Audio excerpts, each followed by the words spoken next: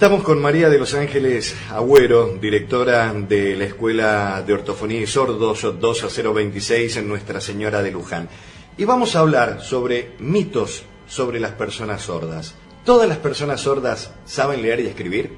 No, no todas las personas saben leer y escribir, y algunas que escriben no implica que comprendan. Entonces, si yo voy a comunicarme con una persona sorda e intento escribir, trato de usar palabras simples, con pocos conectores, y palabras lo más entendibles posible. No pretendamos tener una conversación porque no todas las personas saben leer y escribir de manera efectiva y autónoma.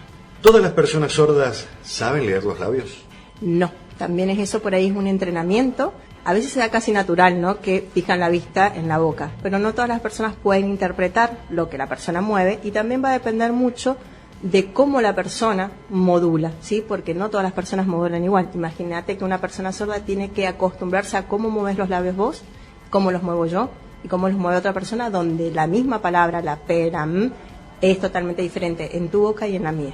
De que personas más cierran más la boca, claro. Otras, entonces, algunas pueden interpretar y leen los labios hasta de costado. Hay personas sordas que su grado de visión es mucho más amplia, entonces te leen los labios de costado. Y hay personas que aunque estés enfrente no entienden ni comprenden ni te entienden lo que vos cuando vos mueves los labios. María de los Ángeles, ¿a las personas sordas hay que hablarle más fuerte? No, también ese otro mito. Piensan que gritar aumenta. Dice, bueno, no me escucha, grito. Lo único que pasa cuando yo elevo el tono de voz, sobre todo aquellos que tienen equipamiento auditivo, lo único que hace es aumentar digamos la explosión de algunas palabras, que son sobre todo de algunas letras, que son las vocales. Entonces hacen más audibles las vocales y se pierden las consonantes. Entonces si yo digo papá y lo digo papá y grito, solo escuchar a. Ese a puede ser mamá, puede ser papá.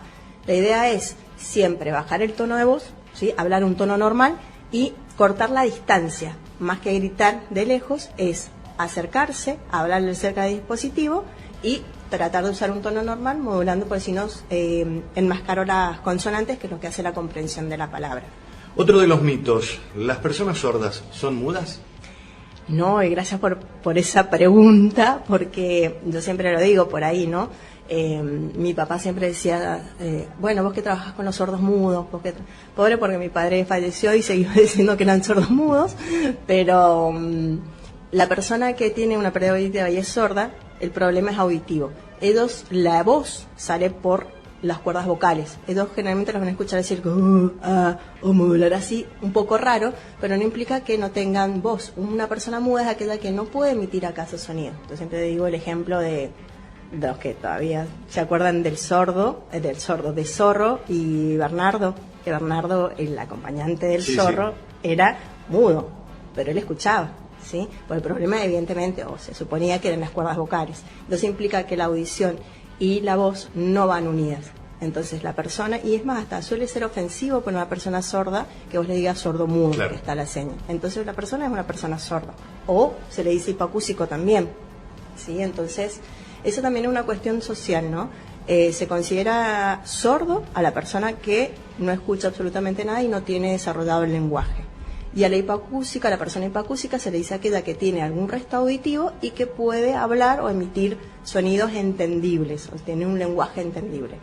Pero a los fines médicos, a los fines, sería más o menos lo mismo, porque yo puedo hablar de sorderas leves, moderadas y profundas, o de hipoacusia leve, moderada y profunda. Un sordo profundo es como un hipoacúsico profundo, ¿se entiende? Pero a nivel social se interpreta más y se entiende de esa manera. Bien, otro de los mitos, ¿las personas sordas no bailan? Bailan un montón y no sabes el ritmo que tienen, porque copian muchas veces lo corporal. Se ponen generalmente cerca de un parlante y las vibraciones hacen que su cuerpo se mueva. Y obviamente, que pasa como todos, hay unos que bailan más que otros, pero generalmente siempre bailan y bailan muy bien algunos.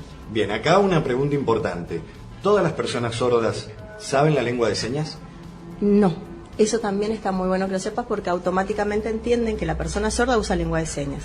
Hay una comunidad sorda que usa y se maneja con lengua de señas, que es obviamente la lengua de origen natural para una persona sorda, porque es visual, visogestual, ¿sí? Que es donde ellos están más aptos, pero no todos manejan y conocen la lengua de señas. Hay muchos chicos que tienen pérdida auditiva que no manejan la lengua de señas, ni siquiera la conocen. Bien, con respecto al nivel de aprendizaje de la persona sorda, ¿es menor al de un oyente? No, para nada. El nivel intelectual es el mismo. La dificultad no es cognitiva, sino de acceso a la información.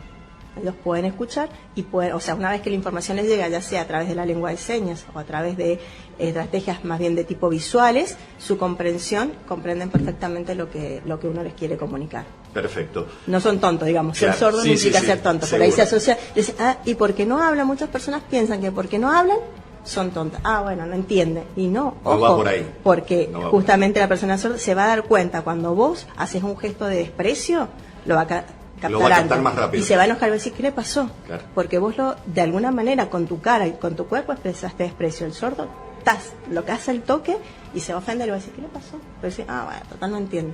Y se va a dar cuenta, pero... mucho más rápido. Exactamente. ¿Todas las personas con auxiliar auditivo ya escuchan de manera normal, digamos? No.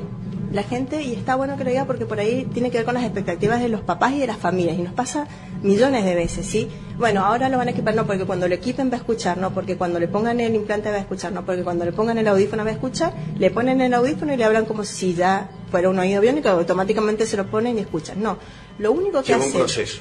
Tal cual. Y lo único que hacen todos los dispositivos auditivos es subir el nivel de ruido, por decirlo de alguna manera. Una persona que no escucha, de repente, todo es ruido. Tu voz es ruido, la silla que se corre es ruido, los autos en la calle son ruidos. Él lo que tiene que aprender es discriminar que vos es tu voz, que lo otro es un auto, entonces le tenés que enseñar, escuchan un ruido, ¿qué es ese ruido? Lo acompañas y le decís, no, es el auto que pasó o el avión. Tiene que aprender a discriminar cada sonido, si no todo se produce ruido y es hasta molesto para una persona con pérdida auditiva ese ruido permanente. Entonces, como decís vos, es un entrenamiento, es un proceso y requiere obviamente paciencia por parte de todos. Entonces, y tengamos en cuenta también que por allí, dentro de la comunicación, el ruido es justamente mala comunicación. Tal cual. Y hay otra cosa importante que decís vos, todo el ruido. Nosotros tenemos la capacidad de hacer figuras fondo, ¿sí? Nosotros estamos hablando acá y se escucha, si prestamos un poco más de atención, la audiencia no lo va a escuchar, hay un ruido que se pilla afuera. Si yo te lo hago notar ahora, vos lo notás. Sí. Pero mientras estamos hablando no lo notás. Ya lo tenemos incorporado. Lo anulás o lo minimizás, porque lo hace el cerebro. ¿Sí? Cuando vos tenés un dispositivo auditivo, todos esos sonidos se escuchan al mismo nivel. Tu voz y aquel sonido, una persona sorda con dispositivo lo escucha al mismo nivel. Por eso el esfuerzo es más grande de poder bajar. Si bien hay programas, porque la tecnología ahí se conectan con Bluetooth, o sea, la tecnología nos supera y está genial. Sin embargo, vos no puedes anular del todo los sonidos del medio ambiente porque si no, no se puede mover en la calle. Entonces, ese tipo de cuestiones es las que hace difícil la comprensión para cualquier persona con un dispositivo auditivo. Perfecto. María de los Ángeles, metiéndonos sobre la lengua de señas. ¿La lengua de señas es una lengua internacional? No. Y es genial que lo digan. Piensan que... ¿Y por qué no es universal la lengua de señas? Bueno, porque el castellano tampoco es universal, ¿sí? Como es una lengua viva, ¿sí? Es una lengua con todas sus características, que gracias a Dios, el 3 de mayo se promulgó la ley para suprimir todas las barreras comunicacionales en la lengua de señas acá en Argentina. Cada país tiene su lengua de señas. Está la lengua de señas argentina, la lengua de señas americana, la lengua de señas española, y aún así, dentro de cada región o cada país hay diferencias. Y es gracioso porque vos decís, bueno, vos escuchás el cantito de los cordobeses, ¿no? Tienen un cantito particular. Nosotros decimos chata, decimos choco. Donde topo, choco. Bueno, en lengua de señas pasa igual. Hay señas que son diferentes. Dice, pero ¿por qué? Porque nos pasa también en la lengua oral. Hay señas diferentes acá en Mendoza, como las hay en Buenos Aires, como las hay en Córdoba. Serían los regionalismos, digamos. Totalmente, porque es una lengua viva y nosotros por ahí tenemos mucho contacto, ¿no? Mucha contaminación por ahí con las señas de Chile. Sí, es muy loco. Claro. Es lo mismo que nos pasa si vamos a Buenos Aires con los regionalismos, como decís vos. Bueno, y con respecto a la lengua de señas, ¿solo es traducir seña por seña la palabra de las lenguas orales?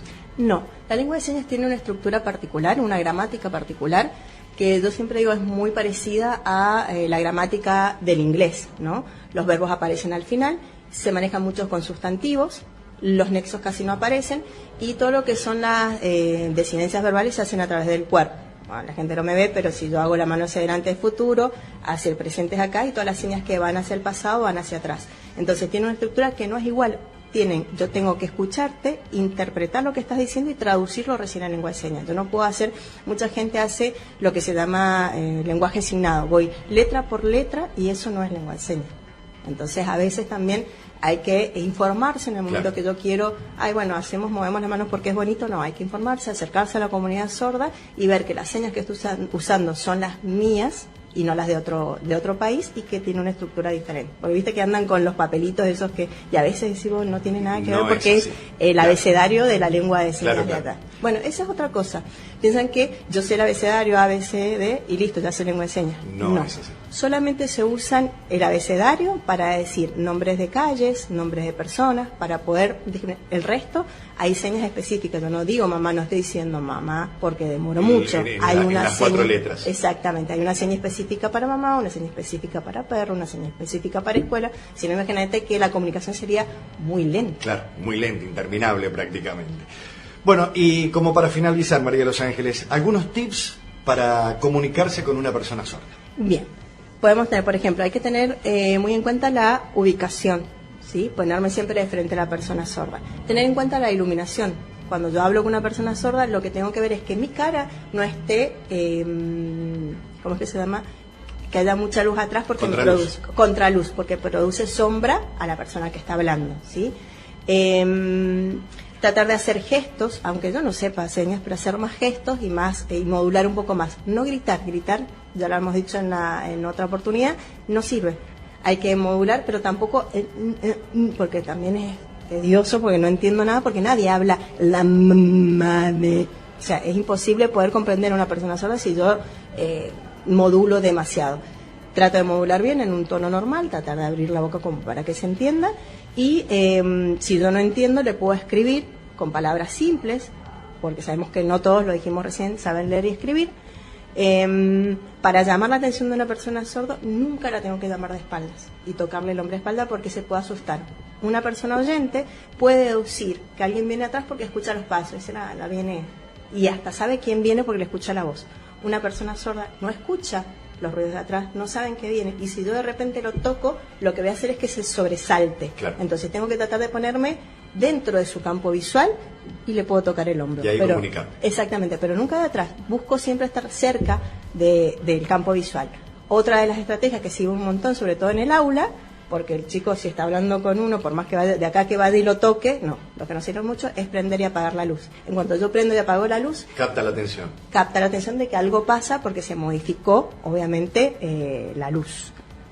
Nunca hablar en lugares oscuros porque es imposible y siempre, también algo importante es que no hablen todos a la vez, porque la persona que tiene una pérdida auditiva no puede seguir a todos en una conversación. Siempre tratar de ponernos en semicírculo para que él pueda ver a todos, y si estoy en una reunión, si estoy en el aula, generalmente se ubican en la mitad del aula, y dice, ¿por qué no se pone en el banco de adelante así me escucha y me ve mejor? No, él necesita no solo ver al profesor y escuchar al profesor, sino necesita también ver a sus compañeros y ver qué interacciones hay.